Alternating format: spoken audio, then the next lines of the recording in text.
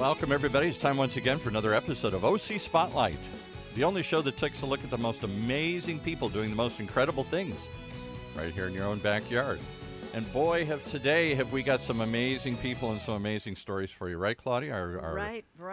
Public Paul. Affairs Director, Claudia Shambo. Thank you. Everybody, welcome to OC Spotlight. This is the March 23rd, 2018 edition. My guest today is Brenda Diedericks, Chief Human Resources Officer for the County of Orange. Brenda began her human resources career at San Bernardino County while earning her Bachelor's of Arts in Political Science from Cal State Polytechnic University in Pomona. She next worked for the Southern California Rapid Transit District for 10 years in both human resources and labor relations. While there, she earned a law degree from Loyola Law School. Brenda went on to practice labor and employment law, providing and serving as the Labor and Employment Law Department Chair for two major public law firms for 10 years before returning to public service as the Executive Officer for Labor and Employment, Human Resources and Training for LA County Metropolitan Transportation Authority. She opened her own law firm in 2007, which she operated until returning to public service in 2014 as the Human Resources Director for the City of Riverside. Since June 2016, Brenda has been serving as the Chief Human Resources Officer for the County of Orange. She joins me in studio with all kinds of news about the opportunities you may not know about but been wondering about. Welcome to OC Spotlight, Brenda Diedericks. Well, Claudia, it's a pleasure to be here, and thank you for inviting us. So welcome. Let's open. What's the latest scoop on actual openings right now? What's available? Are there any real urgent gaps? There always are urgent gaps. We are excited to invite people to come and apply to the county. We have over 700 different job titles, and that means that at any given time, we have quite a number of positions available to be filled. And they range from entry level, where you do not need a degree of any sort. Often in those entry-level positions, we provide all the training to them so they can walk in and we will give them everything they need to be proficient in the job. We also have a variety of different types of fields, everything from entry-level to top-level professional and all in between. When I say top-level professional, we have nurses, we have doctors, we have engineers, we have social service workers, we have park rangers, we have a little bit of everything. Okay. Well, I think everybody can absolutely relate to the hiring process lines of inquiry. Why don't you lead us through the general process? How does that take place really? Well, Orange County, like all other employers, has gone to the online application route. So everybody needs to understand that right off to get started. And they can do that from any place that they can access a computer. They could even do it from their phone. However, we understand that not everyone has their own personal computer, and we've arranged to manage that. So we have libraries with computers. We have community centers that have computers. I would recommend that they give the community center a call and find out for sure that there is one there. But additionally, in our Hall of Administration, which is on 333 South Santa Ana Boulevard, we have a kiosk in our lobby that is open the same hours we are, where people can apply right there in the lobby. There's a couple of computers available from 8 to 5. A kiosk, not like the airline kiosk, but a kiosk like what like personal computers. Correct, Claudia. A bank of them. Thank you for clarifying that. Well, there's all kinds. And so we have actual computers that they can sit at and fill out their application. So when was the last time you completed one of those applications? How did it go? Oh, it was maybe 4 years ago. And how long did it take you to log on, fill in everything, and get a confirmation, and then be on your way? It actually went pretty fast. You have to make sure that you have collected your background information, the dates that you worked at particular jobs, the addresses of those. So make sure that when you sit down to fill it in, you've brought all that with you. And then you you take a look at the job description itself and make sure that you answer it specific to that job, not just generic, like I did this for a few years, I did that for a few years. You want to custom hone your application so it is selected to go forward in that process. Keywords are 95% of that form. They absolutely are. Or it could be 96. I could underestimate a bit. I think you're darn close. So what are the benefits working for the County of Orange, and shall I say, for working for constituents and working for all of us in the studio? Well, we want to make sure that our employees stay happy, and so there's a number of things that we have available that we would put under the benefit category. Number one is that we have over 18,000 positions in the county. That's jobs. And what that allows for is you might start out as a mechanic, and you might then graduate to being a manager while getting your degree to be an engineer. And you can switch careers, so that is a benefit. And the key way that you can do that is we have benefits in two forms. We have tuition reduction agreements with a number of universities in our region for our employees. Orange County, right? Yes. Including UCI, Cal State Fullerton, and all the community colleges. Correct, for many of them. And then we also provide a $3,000, up to $3,000 a year of tuition reimbursement or professional development reimbursement for our employees. So while they're in those programs, they're getting reimbursed by us to be attending those. Okay, and that's a pretty clear, I mean, you lead them through how that's managed, so that's part of the purview of human resources to Correct. help people out that. And do you go through, I don't know if there's a sort of like a listserv for all of the County of Orange employees, but there's a way that there's reminders that there aren't deadlines necessarily for applying for those, but I guess you want to have that for the deadline for your admissions procedure with any one of those Correct. Educational institutions. And then another path for benefits is our medical and health care benefits. And in there, we make sure that our employees' health and welfare is taken care of, and so they don't have to worry about how to pay the medical bill or how to get the dental care for their children or for themselves. And then on top of that, we take care and help with the financial welfare of them by having pre-tax savings plans for all employees. So that way they can put a little money away now in addition to the retirement that they're earning through the county and have that supplement them when they're in their retirement years. And that's on top of the retirement benefits that we have. Okay. Because we have our benefits program is through the Orange County Retirement System, and they can accrue benefits that will pay them for the remainder of their life after they retire. And often the retirement age can be as early as 55. Wow.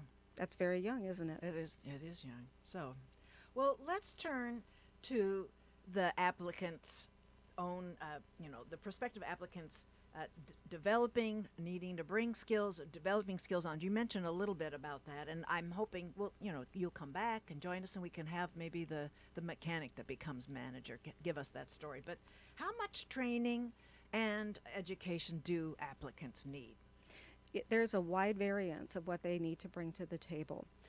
For instance, our entry-level jobs, they can come straight out of high school and apply and be fully employed with all those benefits we just discussed. Right. If they have a trade, let's say they went off to be a diesel mechanic and went to a trade school, they could bring that skill to us and we could immediately hire them as a mechanic of a diesel-driven product, or maybe nowadays we're getting into the hybrid products. If we were hiring for a civil engineer, for instance, where they need a degree in civil engineering, they would come to us with that degree, but to learn the actual job, we would help them through that and walk them through the steps once they're hired.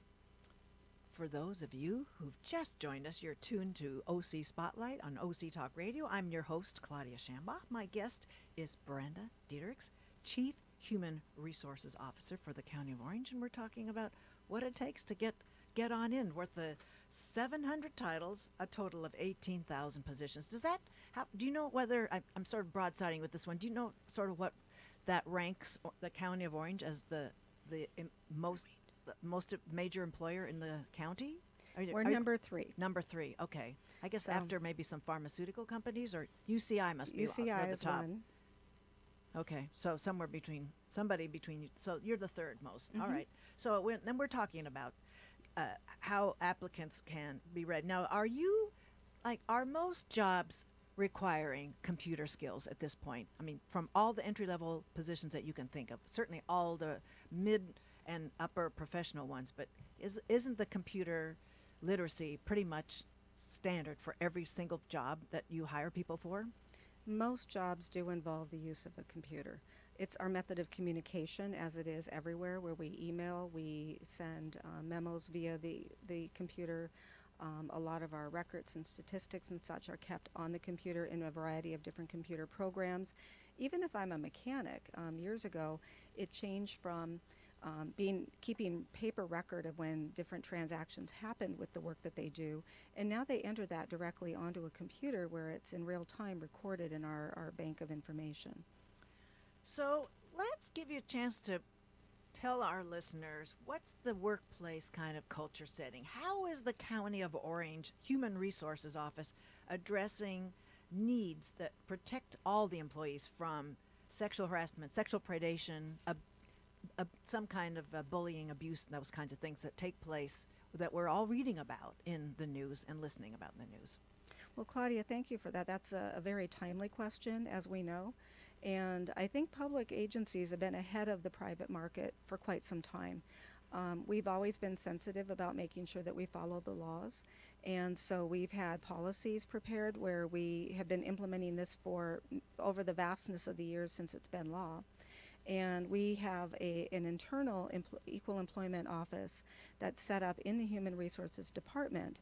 Therefore, it's separate from any other department. So if an employee has a concern, they can go to a centralized department that will then investigate the concerns. And then if it's founded that something did happen, we would go remedy the situation or determine that maybe it isn't sexual harassment, but maybe a different kind of concern. And then another piece of my department or division would handle that.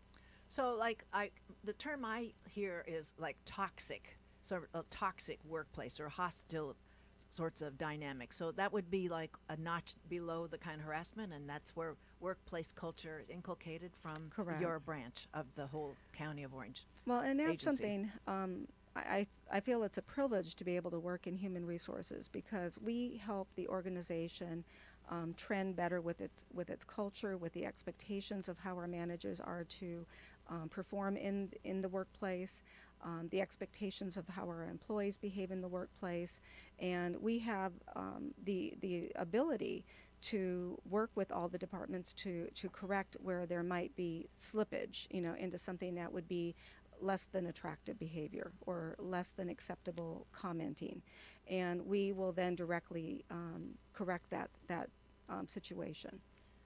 So I guess my wide-eyed question is, do you think the reason you're exemplary is there's greater transparency with an agency that is more accountable to the ratepayers, the taxpayers? Well, yes, that is true. For instance, we are subject to the Public Records Act, so people can ask questions about what is going on in our environment in a way that they cannot do so if it's a private organization and they have problems. The public can't go to Xerox, for instance, and say, what are the records related to your claims? What have you done about them? Have you resolved them? They're not subject to that, but we are. We are fully transparent to our community, unless, of course, it's about the personal privacy rights of our employees. Okay. So, where do listeners get more information about the positions that are available? Where's the first place to go when they get onto the kiosk, their own computer, their phone? ocgov.com. All they have to remember is ocgov.com. It's that simple. And even if they don't find a position that they feel they wish to apply for today, the NeoGov system, which is the platform they'll land on, allows them to select positions that they would be interested in applying for when they come open. So that way, they'll indicate their interest, and when it comes open, they'll get an email, and it'll tell them, it's open, you may apply now. So that works pretty smoothly then. It does. And it's your recruitment tool. We hope so. A pipeline to recruitment. Perfect. So how many, we've broken it down by titles and our positions, so can you off the top of your head, tell us how many agencies, and then we're going to go geographic and talk about the spatial aspect Okay. of each of those. The number of agencies, I know we have over 20 agencies in the county. And just to sort of give you a smattering, we have the Register of Voters, we have the assessors, we have the sheriff, of course, we have the public defender, the DA, we have the community resources that covers multiple services, library, parks, and housing benefits and community benefits for our constituents. We also have Public Works, which makes sure our infrastructure stays sound. Of course, we have our budget department, our CEO office, but it just goes on and on. And government, the County Board of Supervisors is an Correct. agency. And Absolutely. They are a group, they occupy the 5th floor of our building. the whole floor Yes. and some. Mhm. Okay. And that the spatial thing sort of fascinates, and I think we all know that Santa Ana is the county seat. Why don't you tell us about county employment opportunities that are distributed downtown and in hubs and elsewhere? I mean, you mentioned sort of the type of job, but sort of the spatial aspect of employment with OC. Thank you, because that's going to be very helpful to our potential clients and applicants. A lot of people think they have to work in downtown Santa Ana because that's where the hub of it is, our Hall of Administration. But that couldn't be further from the truth. We have jobs all over the county. We have services being provided regionally in South County, Central County, North County, and that covers all those agencies we talked about. For instance, sheriffs have offices all throughout the county, and we also do contracting work with cities. So Like if how you're- many sheriff's offices are there? I mean, like I don't like know a dozen offhand. around. I mean, like sort of more than just in 3 different regional parts, but there may be Oh, sort of there- like groupings of municipalities where that sheriff serves. Correct. Okay. They would have an office in each of the cities where we serve as the sheriff or their policing department. So we also have parks and recs located at every park and rec location. So as many parks as there are that are run by the county, that's that many work locations. For instance, I'll give you one with the clerk recorder. They do marriages at the Orange Old County Courthouse. Right. Oh. And Santa it's Ana? yes, exactly. And it's a very lovely place to be married. But they also opened up an office in South County. And where's that? I want to say Laguna, but I'm not sure. Laguna Laguna Hills. Hills. Okay. And I haven't been there yet to do a wedding. I have officiated a few ceremonies. You have. I have. I've married 6 couples. Is that right? I I did not have. see that coming. So Me and it neither. All, Yeah. all kinds of ceremonies then, because it's Orange County. I mean, Some come in like they got up that morning and decided to get married, and others come in full marriage regalia, and it's just fantastic. so that they both have a little something for you to say, and then do you have your like standard script? I But- do, and I even get coached by the clerk recorder himself. Is that right? He stood on the sideline and coached me through it, so it was a wonderful day. So do you have one scheduled? I don't now. Not yet, No, okay. I have to do round 2 soon. It was so enjoyable. Okay. Well, fine. So we talked about the hub, but there could be like other like mini hubs that are throughout the area, so around the county, and we can tell because there's like this whole County of Orange symbol that we can recognize. That's the office space where we can do business. Correct. And another way to quickly find out if if there's a location that you might be interested in is to go to our website, because you can go to every department and then you can sort of get a listing of where all of our locations are. And in that way you can identify personally for yourself what works for you. Well, around the corner, I know you've got some plans to recruit new applicants into the general and the specific openings. We So do. tell us about what is around the corner. We have a really wonderful event, and it's co-sponsored by Supervisor Steele, and it will be at the Orange County Fairgrounds on May 9th. The event is free, so anyone coming in can attend for free and park for free. And the goal is to give them access to a variety of Orange County employers, and of course, the County of Orange will be featured. We will be the center stage for that event. And will that be an all-day job fair? Yes, it will. Okay. Okay, fine. Well, and so to oc.gov, then anybody can get more information about how to when and whether do people need to make reservations for the job fair to be ready, be on No. your docket? No, just come with a curious mind and ready to apply, or at least get connected with how to apply. We will have a full set of staff there from both the departments that they may be interested in working for, as well as our HR team, to assist them with searching the on-site ads, and also visiting some of the some of the departments, like the sheriffs will be there, Public Works will be there, Parks and Rec will be there. We're going to get as many departments as we can, so they can in real time have a visit with any department they may be interested in working for. And if somebody happens not to be able to make it on May 9th, there's always more scheduled in the rest of the year. We can cover that at a later date, but there's always more coming. There's always more Absolutely. scheduled. And they can always look at ocgov.com. Okay. Well, that's all the time we have. Brenda Diederichs, Chief Human Resources Officer for the County Org. Thanks for sitting in with us today.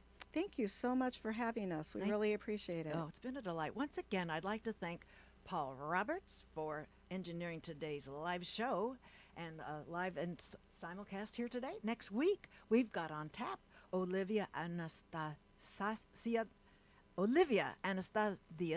curator of the Richard Nixon Library. She's going to be talking about the Vietnamese oral history exhibition now on display. Thank you for listening, everyone. Talk to you next week.